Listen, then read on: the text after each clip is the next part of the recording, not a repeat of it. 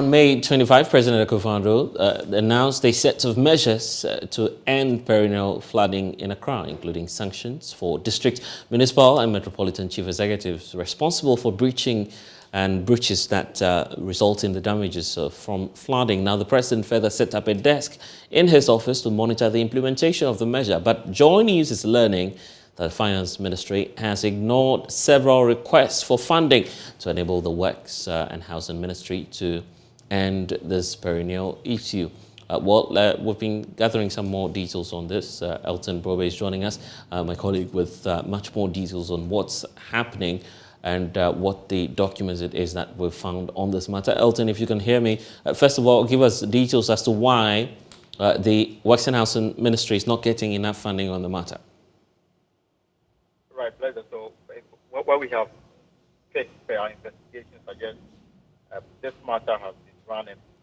It's been running for some time now between the Ministry of Finance and the Ministry of Works and Housing. I think the genesis of all of this, when the minister was appointed, he briefed cabinet on the state of the country's preparedness towards dealing with the flooding matter. And the consensus at that cabinet was that there was a need for more resource allocation to the Works and Housing Ministry to undertake work to ensure that the country is better, in a better position to deal with the flooding matter. Elton, it appears that we're having difficulties hearing you. If you could just make the point again, but a bit more louder so we can get the points you're making. Right, so Blessed, I was saying that from what we have paid from our check, Cabinet at the meeting somewhere in 2021 was briefed about the country's state of preparedness towards dealing with flooding. And it was at that meeting that the sector minister, Francis and so on, she was asked to present detailed proposals to the Finance Ministry for funding to ensure that the ministry or the country is in a better position to deal with the flooding market. So, series of correspondence that we have intercepted suggests that indeed there's been calls for some release of funding to enable the Ministry of Works and Housing, Ministry of Works and Housing deal with this matter.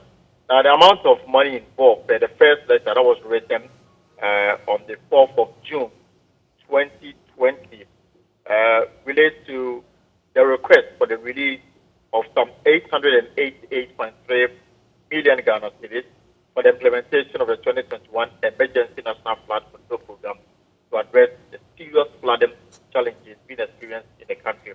And the ministry, in a letter to the Finance Ministry, outlined certain areas that the money would go into. And one is the mitigation of the perennial flooding within the communities, prevention of destruction of vehicular movement during heavy rainfall, provide means for safe conveyance of grey water, mitigate damage for infrastructure facilities, and also mitigate the displacement of people within flood-prone areas. And the ministry was convinced that 888 million Ghana cedis was also required to ensure that these matters are fixed.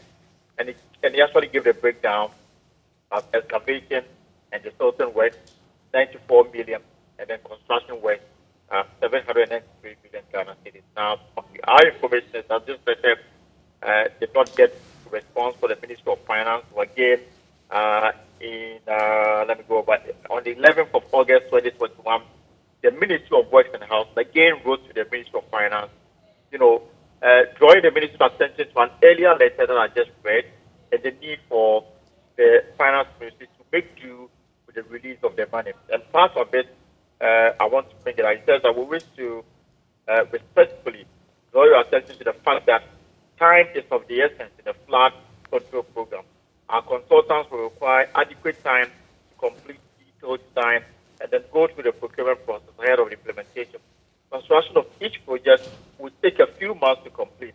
For us to achieve beneficial use of these investments, they need to be completed before the onset of the next rain season in April 2022.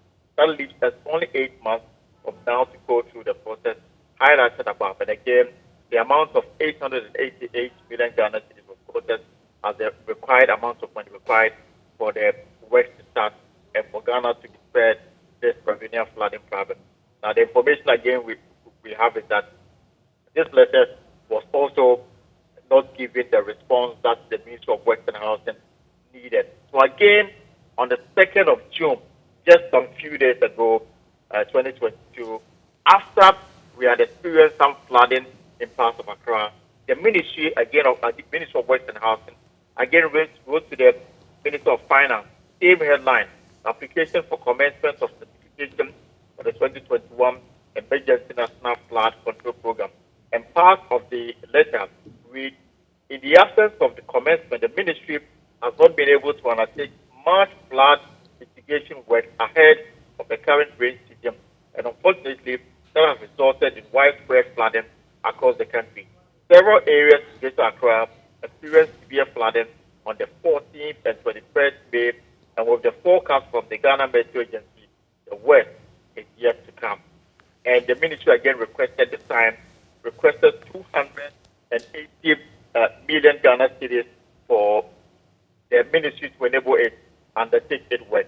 Now, blessed, we have another letter again reiterating the same point. Bottom line is that the Ministry of Finance failed to respond to all of this correspondence starting between 2021 and up to date. All right. And again, it goes on to emphasize the point that even though the Ministry of Works and Housing have been in readiness to deal with the flooding matter, lack of funds has made it rather impossible for them to carry through their work. And the reason why we experience flooding on a daily basis. Elton Brobe is our presidential correspondent, giving us details on that. But the issue of flooding is beginning to bite hard. In fact, an 18-year-old has been confirmed dead at Tesano in Accra when raging floodwaters swept into a storm drain. Now, this follows almost 2 hours of Sunday morning downpour. According to residents, the 18-year-old tried to salvage her slippers, which fell into a small drain, but fell, and subsequently the raging water swept her into a storm drain. There's more in this report. Oh, Mama! Oh! Mama! This is Navi, mother of the 18-year-old Mary, who drowned in a drain at Tesano. During Sunday's downpour, Mary went chasing after her slipper and slipped into the drain and breathed her last. Abigail is a relative of the deceased.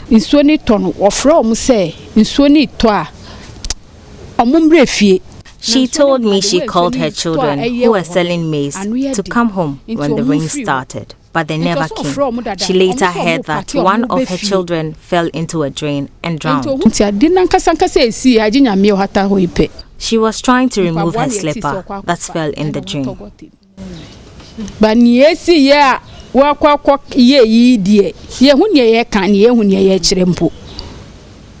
Prince Enchi is an eyewitness.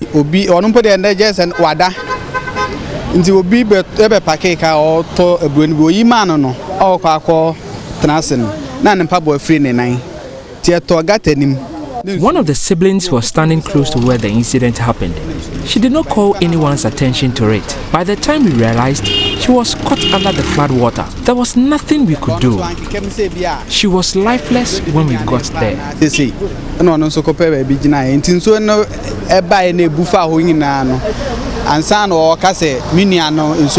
He says Mary would have been alive if the drain was properly constructed. Straight and on my corner there side into pressure no about na ba bepem na ebuafa so and any problem I cause one my high pa. Navi is still in denial of what has happened to her daughter. Mary, I want to die in your stead. Please come back home. Sani paton so ma onum nso kakra. Mi banu anum nso. For now, the body of the deceased has been removed by the police and deposited at the morgue. Emma Davis for Joy News. Mary man not the quality egg be and me chen wa sa me hu nansa na mada. A sad one there, but let's now take you to Kasua White Cross, where residents are accusing government of neglect as they endure years of persistent flooding. David Yao Seich's reports read to you. Auntie Beatrice has lived here at White Cross for more than 17 years. She tells me successive governments have done very little to deal with the issue of flooding here. We settled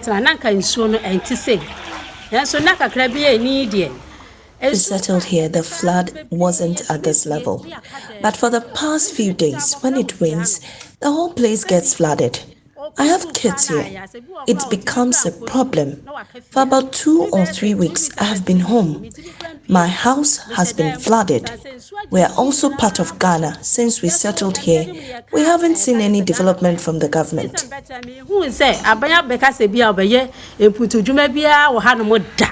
Pearl is a junior high school student. She wants government to construct a drainage system for the area. I find it difficult to go to school. Besides, I'm in the final year. I need to struggle through the water and go to school. But sometimes when I walk through the water, I find it difficult because some parts of the water is too deep, so I can fall inside the water and dirty my school uniform. For Amelia, who is a landlady, she struggles to get tenants for her house. Those who rent leave due to the persistent flooding.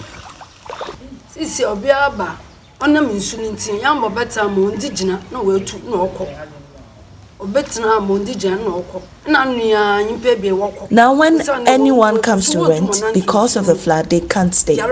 Recently, 3 people left because they can't walk in the flood. So government should intervene. This has made people not to stay, and I can't only stay with my family.